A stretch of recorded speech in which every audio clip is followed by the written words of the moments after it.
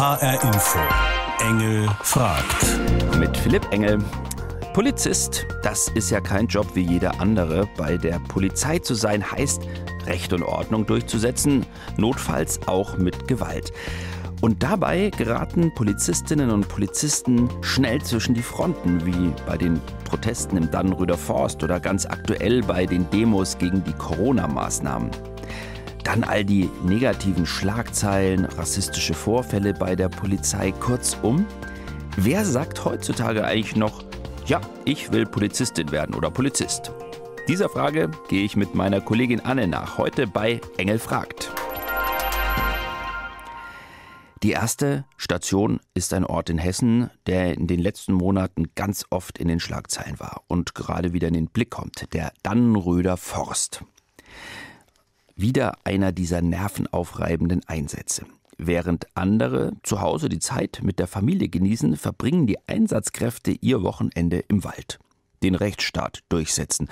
In diesem Fall den Wald räumen. Mit dabei auch Jochen Wegmann, Polizeisprecher für den Einsatz Weiterbau A49. Es wird aber mit Sicherheit auch einen deutlichen Widerstand geben, wenn im Dannenröder Forst die dortigen Baumhäuser, Plattformen und Ähnliches, wenn die beseitigt werden oder geräumt werden, dann stellen wir uns darauf ein, dass es da Handlungen gibt, die sehr herausfordernd werden.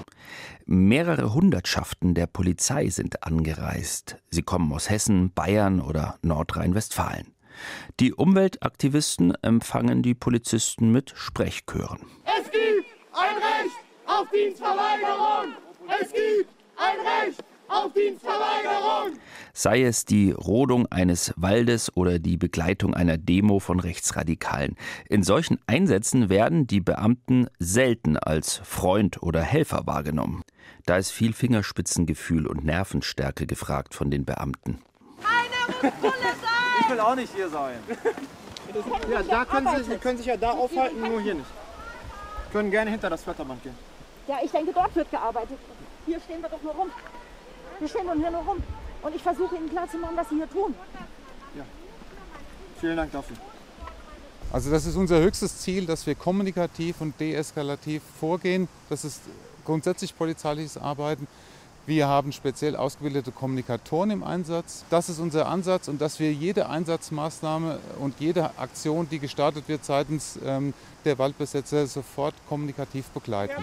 Wir werden mit jeder Faser unseres Körpers das verteidigen, mit jeder Faser unseres Körpers. Polizisten, die das Recht umsetzen sollen, stehen Bürgern gegenüber, die das für falsch halten. Im konkreten Fall das Urteil der Gerichte, dass die Autobahn gebaut werden darf. Dabei dürfen die Beamten auch Gewalt anwenden. Freunde macht man sich da keine. Einer der Umweltaktivisten erzählt. Ich war beim Polizeieinsatz am Freitag hier. Die Polizei war meiner Ansicht nach angespannt. Es gab Schlagstockeinsätze, es gab Pfefferspray-Androhungen. Die Leute wurden sehr gewaltsam aus dem Wald wieder rausgebracht. Es gab Festnahmen. Während die Aktivisten weggetragen werden, fällen schwere Forstmaschinen die ersten Bäume. Wenn es gut läuft, bleibt es einigermaßen friedlich. Aber dafür gibt es keine Garantie. Nicht in einer Gesellschaft, die sich immer weiter polarisiert und in der Polizistinnen und Polizisten immer öfter zwischen den Fronten stehen. Im Dannenröder Forst wird es wohl noch eine ganze Weile Proteste geben. Die Polizistinnen und Polizisten werden wieder Waldbesetzer wegtragen, die Zufahrten blockieren und sich verbarrikadieren. Auch wenn das Anliegen, den Wald zu schützen, manchen Polizisten vielleicht sogar sympathisch ist. Meine Kollegin Anne wollte wissen, wie hält man diese Konflikte innerlich aus? Deshalb hat sie sich mit Martin Kirsch verabredet. Er ist Polizist und in der Interessensgemeinschaft Polizei Grün engagiert. Also Polizisten, die privat eher dem Umweltschutz nahestehen. Er ist nicht im Dannenröder Forst eingesetzt, kennt aber diese Art von Einsätzen sehr gut. Herr Kirsch, wir kennen auch andere Bilder, Einsätze, die in eine ganz andere Richtung gehen.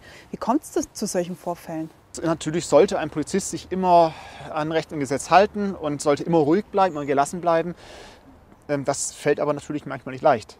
Wenn man sich jetzt, wie wir zum Hambacher Forst gehen, da haben Aktivisten mit Fäkalien geschmissen, teilweise auch sollen Fallen gestellt worden sein.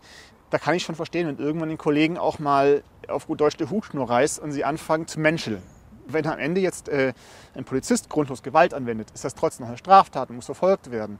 Aber ich kann zumindest verstehen, dass manche Kollegen einfach irgendwann zu viel haben. Und die andere Ebene ist natürlich, dass es auch Missverständnisse geben kann. Ja, also zum Beispiel, wenn Aktivisten versuchen, eine Blockade zu brechen. Jetzt nicht mit Gewalt, sondern einfach nur versuchen, weiterzulaufen. Irgendwann hat die Polizei auch das Recht, Hilfsmittel der körperlichen Gewalt einzusetzen, wie es im Rechtsdeutsch heißt. Also sprich, Gewalt anzuwenden, vielleicht auch einen Schlagstock anzuwenden, um die Demonstranten effektiv aus der Absperrung draußen zu halten. Ja, das ist nicht schön.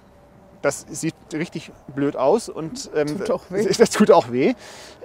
Aber man muss immer noch klar halten, dass die Polizei jetzt nicht total grundlos geschlagen hat, sondern weil den ersten Aufforderungen und dem relativ gewaltlosen Vorgehen keine Entspannung gefolgt ist, sondern dem Verwaltungsakt wegzubleiben nicht Folge geleistet wurde. Und dann kann man irgendwann auch Gewalt einsetzen. Das wird aber natürlich von der anderen Seite natürlich so verstanden, dass da grundlos geschlagen wurde, weil es ging noch keine Gewalt von den Demonstranten aus. Aber was macht das dann auch mit Ihnen als Polizist, wenn Sie bei solchen Einsätzen dabei sind? Ist schon schwer manchmal. Man hat einen Eid aufs Grundgesetz geschworen und nicht auf die persönliche Meinung. Und dementsprechend kann es auch sein, dass man auf einmal auf Einsätzen Gewalt anwenden muss, wo man eigentlich für die Sache der Demonstranten wäre. Ja. Bin eigentlich von Natur aus jemand, der für Umweltschutz ist. Dann wäre es natürlich schon ein innerer Konflikt, wenn ich da als Polizist anfangen muss, die Rodungsmaßnahmen zu beschützen und durchzusetzen. Ja, wir leben halt immer noch in einem Rechtsstaat und da muss ich als Polizist dann meine eigene Meinung hinten anstellen, so wie ich das auch manchmal tun kann. In so einer Rodungsaktion oder aber auch bei Demonstrationen oder auch in einer anderen Sache, Fußballspiel oder so, Polizei ist da immer der Gegner. Ja, das ist richtig. Ich denke, das muss sich klar sein, wenn man zur Polizei geht. Man lebt in der Konfrontation. Das kann im kleinen Bereich sein, wenn ich jemanden anhalte, weil er den Gurt nicht angelegt hat.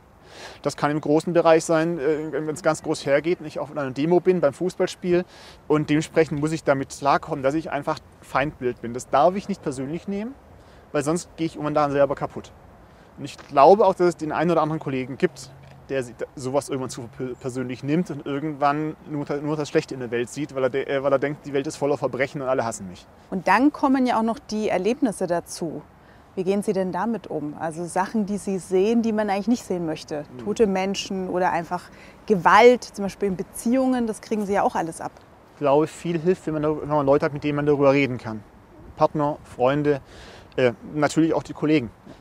Das klappt aber, glaube ich, leider nicht immer. Es gibt auch Sachen, die sie einfach mit der Zeit reinfressen in den Kopf. Also wenn ich in Frankfurt Dienst leiste und am Tag 10 Ladendiebe mitnehmen und davon haben die wenigsten eine Biografie, die sich in Deutschland abspielt, dann kann ich verstehen, wenn sich vielleicht bei manchen Leuten Vorurteile festheften, weil man eben nur die Negativbeispiele sieht, ja, von Communities oder von Leuten oder von Menschen oder von Gesellschaften. Und ich glaube, deswegen wäre es auch dringend notwendig, dass man mal anfängt, darüber nachzudenken, professionelle Supervision grundsätzlich einzuführen, die einfach regelmäßig eine Hilfestellung bietet, und zwar unaufgefordert und auch verpflichtend. Ja? Um das Ganze mal zu reflektieren. Genau, zu reflektieren. Psychologische Hilfe, das ist auf jeden Fall sehr wichtig. Vor allen Dingen, weil manche Polizisten echt Traumatisierendes erleben. Gerald Werner ist Polizeioberkommissar in Karlsruhe. Dass er heute wieder gelassen auf Streife gehen kann, das ist nicht selbstverständlich. Vor 10 Jahren kam es zu einem folgenschweren Einsatz.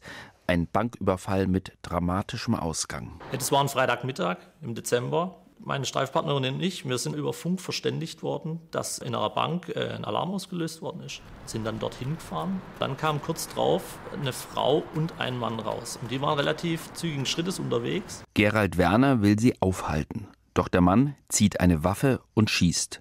Werner schießt in Notwehr zurück. Ich habe dann gemerkt, ich habe ihn getroffen. Ja. Er hat sich so an den Körper gefasst und hat sich so leicht gekrümmt. Drehe mich zu der Frau um, die war links. Sehe dann auch wieder, wie sie aus einer Tasche eine Waffe zieht, auch wieder rausholt, auf uns richtet. Dann habe ich auch auf die Frau geschossen. Die Frau ist dann umgefallen und ich habe dann in dem Moment gedacht, bleib einfach liegen, ja. Aber nicht jetzt, weil ich irgendwie wollte, dass sie schwer verletzt ist, sondern weil ich einfach wollte, dass sie aufhört mit dem, was sie vorhat. Und habe dann gesehen, wie sie die Waffe hebt wieder, sich in den Mund steckt und abdrückt. 2 Tote, einer gestorben durch einen Schuss von Gerald Werner. Ein Trauma für den damals 28-Jährigen. Also geschlafen habe ich die erste Nacht gar nicht. Man ist da hellwach Und man fängt sich natürlich an, Gedanken zu machen. Ja. Also meine Gedanken waren, was ist das für ein Mann gewesen? Hat er vielleicht irgendwo Kinder? Ja? Hast du jetzt vielleicht gerade einen Familienvater erschossen? Und so drehen sich die Gedanken, ja, immer wieder und wieder. Bereits am Tatort wird Gerald Werner psychologisch betreut. Die psychologisch geschulten Kollegen unterstützen ihn auch in den folgenden Tagen. 120 psychosoziale Berater und Beraterinnen leisten allein in Baden-Württemberg Erste Hilfe und begleiten bei schweren Einsätzen. Carmen Maisch ist eine dieser psychologischen Beraterinnen. Oft falle es Polizisten nicht leicht, über seelische Belastungen oder die eigene Ohnmacht zu sprechen, sagt sie. Man ist eigentlich ja stark. Man ist der Probleme löst. Man wird gerufen, wenn ein Konflikt da ist, wenn eine Schwierigkeit ist und man hat es im Griff und man ist eigentlich darauf geprägt zu sagen, ich habe das Problem erkannt und ich weiß die Lösung und ich setze das jetzt um. Und das nicht zu können, das macht was mit einem. Und das ist schwer. Unfälle mit Schwerstverletzten, tote und missbrauchte Kinder. Polizeiarbeit nagt an der Seele. Und Polizistinnen und Polizisten sind immer häufiger auch selber Opfer von Gewalt. So wie in der Stuttgarter Krawallnacht im Juni, als Dutzende Jugendliche in der Stuttgarter Innenstadt randalierten und die Beamten angriffen. Ein Ereignis hat in Baden-Württemberg den Anstoß gegeben, die psychosoziale Beratung bei der Polizei deutlich auszubauen. Der Amoklauf in Winnenden vor 10 Jahren mit 16 Toten. Joachim Kepplinger von der Hochschule für die Polizei Baden-Württemberg. Es hat viele Kollegen gegeben, die bis zum heutigen Tag, muss man auch sagen, leider unter den Auswirkungen dieses Ereignisses leiden. Es geht im Sinne der Prävention darum, dass diese Themen angesprochen werden, überall, tagtäglich. Und da ist einiges passiert. Und von daher, glaube ich, sind diese Haltungen, so ein Indianer kennt keinen Schmerz, wie man das so karikierend sagt, doch etwas abgemildert worden, auch wenn ich sicherlich nicht für die letzte Amtsstube garantieren kann, dass das da so ist. Viele Polizistinnen und Polizisten sind im Dauereinsatz, leisten Schichtdienst. Immer häufiger vermissen sie Respekt und Anerkennung, sagt die Psychologin Carmen Maisch. Wertschätzung drückt sich auch in Bezahlung aus. Wenn Sie einen Sonntag-Nachtdienst haben oder einen Samstag-Nachtdienst und Sie kriegen nicht mal 5 € zusätzlich, weil Sie zu ungünstigen Zeiten arbeiten, dann finde ich, macht es was mit den Menschen. Uns fehlt oft die Wertschätzung vor allem auch durch Politik. Polizeioberkommissar Werner hat sein Trauma dank der psychosozialen Betreuung bewältigt. Doch dass er einen Menschen in Notwehr erschießen musste, das vergisst er nie. Anne und mir ist klar geworden, Polizeidienst, dieser Beruf erfordert enorm viel innere Stärke. Bei eher mäßiger Bezahlung, Schichtdienst und vielen Überstunden. Wer möchte diesen Job überhaupt noch machen? Und was sind die Voraussetzungen? Anne ist deshalb ins Trainingszentrum der Hochschule für Polizei und Verwaltung in Gießen gefahren und hat dort Oliver Amelang getroffen, der bald seine Ausbildung beenden wird. Seine Ausbildung zum Polizisten. Ein großer Raum, der aussieht wie eine ehemalige Fabrikhalle. Einige stillgelegte alte Autos stehen hier zu Übungszwecken herum. Im Hintergrund üben junge Polizistinnen und Polizisten eine Personenkontrolle. Ja, herzlich willkommen in unserem Einsatztrainingszentrum. Das sieht ja interessant aus. Wie Sie sehen, trainieren hier schon ein paar Studierende aus dem 3. Semester. Geht es hauptsächlich um allgemeine Verkehrskontrollen bis hin zum Herantreten ans Auto nach bewaffneten Raubüberfällen. Sieht schon ganz spannend aus. Ist das auch ein Grund, warum Sie Polizist werden möchten? Ja, definitiv. Also es ist ja ein sehr vielseitiger Beruf. Sowohl von den Aufgaben, die Situationen im Alltag, als auch die Verwendungsmöglichkeiten später. Und waren dann auch alle gleich mit ihrem Berufswunsch einverstanden? Also in der Familie, im Freundeskreis? Ich weiß gar nicht, ich glaube, meine Mutter würde sagen, um Gottes Willen, Kind, warum Polizei? Du riskierst ja dein Leben. Natürlich, also die Eltern, die Familie, die ist natürlich schon sehr besorgt. Ja.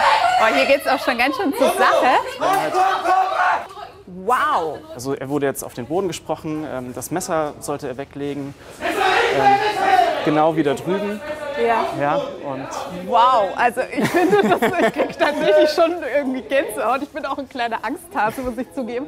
Das ist ja unglaublich. Also ich meine, alleine hier die Übung macht mir echt jetzt schon ein bisschen Angst. Wie geht es Ihnen denn damit? Weil ich meine, das wird ja irgendwann wirklich Ihr Berufsalltag sein. Ja? Es kann passieren, dass Sie bespuckt werden, dass Sie beleidigt werden und dass Sie auch wirklich Ihr Leben riskieren müssen. Das stimmt, das gehört zum Beruf dazu mittlerweile. Ja. Am Anfang, natürlich hat man Angst. Das sind neue Situationen, Extremsituationen, in die man da reingerät. Da muss man sich erstmal mental und auch technisch darauf vorbereiten. Und jetzt mittlerweile, ich bin ja im 6. Semester, also fast fertig, baut man da eine gewisse Routine auf, Erfahrung. Und dann würde ich nicht mehr von Angst reden. Man ist fokussiert, man hat natürlich Stress in dem Moment, aber mit dem kann man dann mit der Übung, mit dem Training immer besser umgehen. Ja. Genau. Also auf der einen Seite erleben Sie als Polizist oder werden als Polizist natürlich Sachen erleben, die wahrscheinlich ja schon ganz schön an die Substanz gehen können. Auf der anderen Seite haben wir jetzt in den letzten Wochen und Monaten auch sehr viele negative Schlagzeilen über die Polizei gelesen, rechte Chatgruppen und Sonstiges. Wie geht es Ihnen denn damit, so als Polizeianwärter? Beschäftigt Sie das? Natürlich, also es beschäftigt alle. Wir haben uns für den Beruf entschieden, eben aufgrund der Vielfalt, um den verschiedenen Menschen in den Situationen zu helfen. Und sowas, wenn man von WhatsApp-Gruppen hört, wo dann rechtsextreme Inhalte gepostet werden, das macht einen schon sauer in dem Moment. Ich setze mich ein auf der Straße für, man sagt ja so schön, die freiheitlich-demokratische Grundordnung. Und das wird dann durch wenige Einzelfälle dann eben kaputt gemacht. Das ist schon, belastet Sie dann auch ein Stück weit, ja? Natürlich, ja. Es belastet uns im Kollegenkreis, es belastet uns bei den Maßnahmen, aber auch eben die Menschen, mit denen wir zusammen zu tun haben, die haben natürlich auch ein Vorurteil bei uns allen Polizeibeamtinnen und Beamten. Umso wichtiger ist die Ausbildung. Zu lernen, was es heißt, den Rechtsstaat zu verteidigen. Wann darf Gewalt eingesetzt werden und wenn ja, wie? Auch Anne darf eine kleine Trainingseinheit mitmachen, mit echter Schutzweste und einem Waffengürtel. Die Pistole ist natürlich nur für Übungszwecke gedacht, trotzdem checkt Einsatztrainer Martin Tischer noch einmal, ob da auch wirklich keine Kugel in der Waffe ist. Einfach mal richtig in die Hand nehmen, ins Griffstück, genau dann. Aufgepasst, ja. Das ist uns immer sehr wichtig. Verschluss nach hinten, ja, mit Kraft. Ja, mit das Kraft. ist etwas. Das gibt's doch nicht.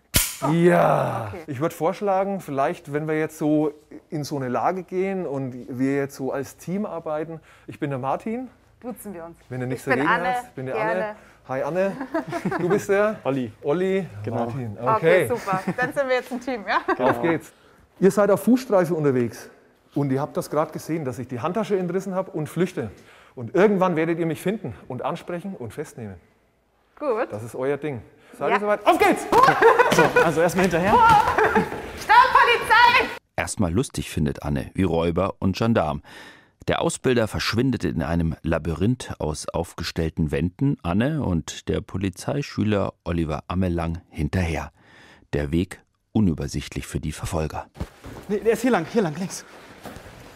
Aber dann merkt sie schnell, wie in ihr das Adrenalin hochsteigt. Polizei, keine Bewegung! Bleib stehen! Hey! Mann! Bleiben Sie ruhig! Bleiben Sie stehen und jetzt Pfefferspray ein! Bleiben Sie ruhig? Hey. Ganz ruhig jetzt erstmal. Ganz Was ist ruhig. denn los? Alles klar, ich will Ihre Hände sehen. Ja. Ist das klar? Ja, alles gut. Gut. Sie sind verdächtig, die Handtasche geraubt zu haben. Ja. Deswegen sind Sie jetzt erstmal festgenommen. Jetzt drehen Sie sich mit dem Körper gegen die Wand. Ran an die Arme. Ja, ja.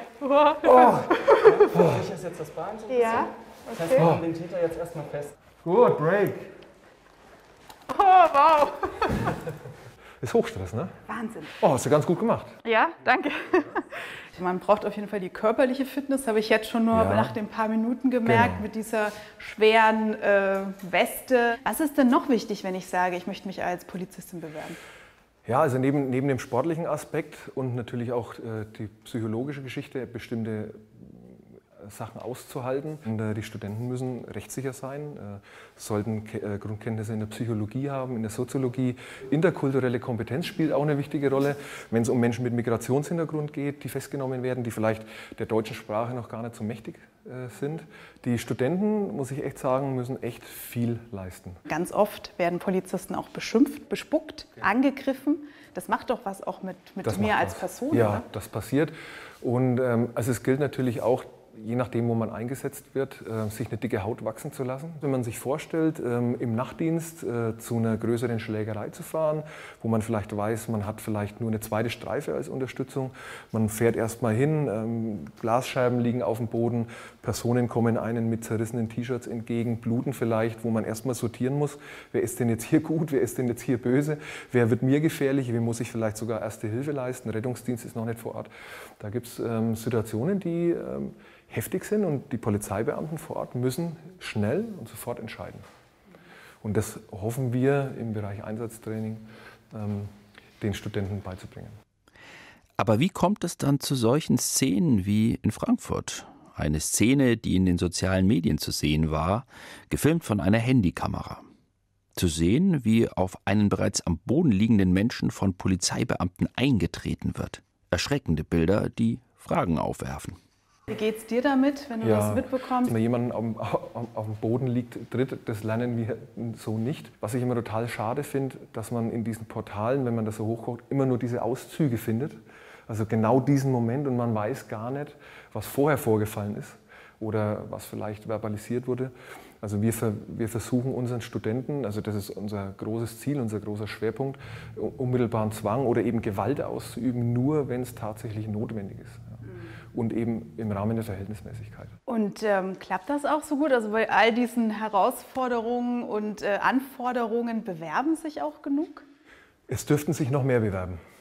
Genau. Also ich habe jetzt die Zahlen nicht im Kopf, aber es ist definitiv Bedarf da. Ja. Also wir brauchen Polizisten, Polizistinnen. Ja. Vielen Dank schon mal für diesen Einblick. Ich habe es sehr genossen mit euch beiden. Ihr seid ja super sympathisch, hat echt Spaß gemacht. Und so prinzipiell jetzt nach dem Tag mit euch kann ich mir das eigentlich erstmal auch vorstellen, vielleicht mal länger in so eine Uniform zu schlüpfen. Der Beruf ist unglaublich vielseitig, also es gibt ganz viel, was man machen kann. Trotz alledem muss ich sagen, mir fällt es doch schwer, mir das jetzt wirklich so richtig vorzustellen, weil ich doch immer diese negativen Schlagzeilen im Kopf hätte. Rechtsextreme Chatgruppen aufgeflogen. Durchsuchung wegen rechtsextremer Nachrichten. Polizist wegen rechtsextremer Äußerungen suspendiert. Extreme Polizisten. Alles nur Einzelfälle? Und wie viele Einzelfälle ergeben ein strukturelles Problem? 2018 in Wiesloch, Baden-Württemberg. Angriff auf eine türkischstämmige Familie im Eiscafé. Gewalt, rassistische Parolen, Hitlergruß. Einer der Beteiligten ist zur Tatzeit Mitarbeiter der Polizei. Frankfurt 2018. Die Anwältin Seda Basi Yildiz erhält eine Morddrohung, unterschrieben mit NSU 2.0. Sie hatte Opfer rechtsradikaler Gewalt im NSU-Prozess vertreten. Die Polizei nimmt die Ermittlungen auf und gerät selbst in Verdacht. Kurz vor dem Drohschreiben wurden private Daten der Anwältin von einem Polizeicomputer auf dem 1. Revier in Frankfurt abgefragt. Die Ermittler stoßen auf eine Gruppe von 6 Beamten. Diese haben untereinander rechtsextreme Inhalte über WhatsApp ausgetauscht. Rechtsextremismus bei der Polizei ist kein neues Problem. Was früher unter der Hand zwischen Kollegen kursierte, wird zunehmend in Chats ausgetauscht und dadurch nachweisbar. Anfang 2020 in Lahr. Eine Gruppe Polizeischüler fliegt auf. Sie hatten im Chat rechtsextreme Nachrichten ausgetauscht. Bundesinnenminister Horst Seehofer hält 99% der Beamten für verfassungstreu und meint, dass wir kein strukturelles Problem mit Rechtsextremismus in den Sicherheitsbehörden von Bund und Ländern haben. Anlass ist die Vorstellung des Lageberichts Rechtsextremismus in Sicherheitsbehörden im September 2020. Der Verfassungsschutz zählte dafür die Verdachtsfälle von Rechtsextremismus im Zeitraum von mehr als 3 Jahren. 58 Verdachtsfälle in den Sicherheitsbehörden des Bundes, 319 in den Polizeien der Länder und über 1000 in der Bundeswehr. Nun soll eine bundesweite Studie untersuchen, wie gravierend das Problem mit dem Rechtsextremismus bei der Polizei wirklich ist. Wann die angekündigte Studie kommt und wie sie dann konkret aussehen wird, bleibt abzuwarten. Hoffentlich nicht so wie die kürzlich erstellte hessische Studie. Der Fragebogen wurde entschärft, heikle Fragen gestrichen. Aus Angst, die Polizei vorzuverurteilen, sagt die Marburger Politikwissenschaftlerin Ursula Birsel, die im wissenschaftlichen Beirat saß. Warum tun sich die Zuständigen so schwer mit dem Thema Rassismus und Rechtsextremismus in der Polizei? Will Anne von ihr wissen. Also wenn sich herausstellen sollte oder würde, dass es durchaus ein bestimmtes extrem rechtes Einstellungspotenzial in der Polizei oder in Polizeien oder in Sicherheitsbehörden insgesamt gäbe, würden nochmal ganz andere Maßnahmen erforderlich. Also es ist ein hochsensibler Bereich und wenn sich das herausstellen würde, dann ist ja auch immer die Frage, mit welchem Vertrauensverlust hat man es dann unter Umständen auch in der Öffentlichkeit zu tun. Also so könnte ich mir das Denken dabei dann vorstellen. Ich würde eher sagen, wenn man das transparenter macht, kann man auch wieder Vertrauen stärken.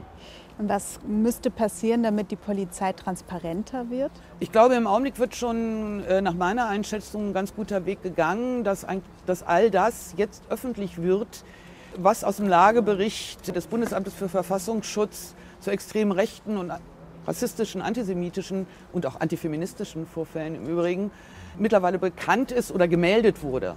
Dass es in Hessen einen Sonderermittler gibt, der sicherlich keine einfache Arbeit hat, aber dass es jetzt sozusagen schon Maßnahmen gibt und dass diese halt auch öffentlich diskutiert werden, finde ich, ist erst schon mal ein erster guter Schritt. Das ist ja durchaus auch ein Argument, was immer wieder gebracht wird, dass viele Polizistinnen und Polizisten erst im Laufe des Berufs immer rechter werden, weil sie dann gewisse Erfahrungen machen, die sie dann auch in diese Denkweise hineintreiben. Ja. Stimmen Sie dem zu oder sagen Sie, das ist schon vorher da? Ich würde nicht unterstellen, dass das schon vorher da ist oder in einem überproportionalen Sinn da ist. Es gibt schon Hinweise darauf, dass die Arbeitssituation, die Arbeitsbelastung schon immens ist. Und es könnte sein, dass sich das dann in der Tat im Berufsalltag entwickelt. Deswegen gibt es ja auch die Vorschläge, dass man Polizistinnen und Polizisten nicht zu lange in Direktionen lässt oder in Bereichen belässt, die besonders belastbar sind, sondern sie auch durchaus wechseln lässt in andere Bereiche polizeilicher Arbeit, sodass sie auch andere Erfahrungen machen können und nicht immer unter belastenden Bedingungen arbeiten. Stellen wir mal dahin, ob es ein strukturelles Problem ist, ob es viele PolizistInnen betrifft oder wirklich nur Einzelfälle. Aber was können wir machen oder was muss auch die Polizei machen, um diesen rechten Gruppierungen entgegenzuwirken? Das passiert schon teilweise, aber da muss man, glaube ich, noch mal stärker dran. In der Ausbildung selbst, also in den Polizeiakademien und Fachhochschulen, da noch mal stärker genau auf diese Fragen eingehen. Und da geht es gar nicht mal darum, über das Grundgesetz aufzuklären und über die Aufgaben der Polizei, sondern genau auch die Studierenden dann zu befähigen, zu reflektieren, wie sie gesellschaftliche Verhältnisse einzuordnen haben und auch ihren beruflichen Alltag, also sozusagen kritische Urteilskraft entfalten zu können. Und dann sicherlich auch, dass Möglichkeiten geschaffen werden, dass da, wo es diese Vorkommnisse gibt, dass diese auch aufgedeckt werden und verfolgt werden können.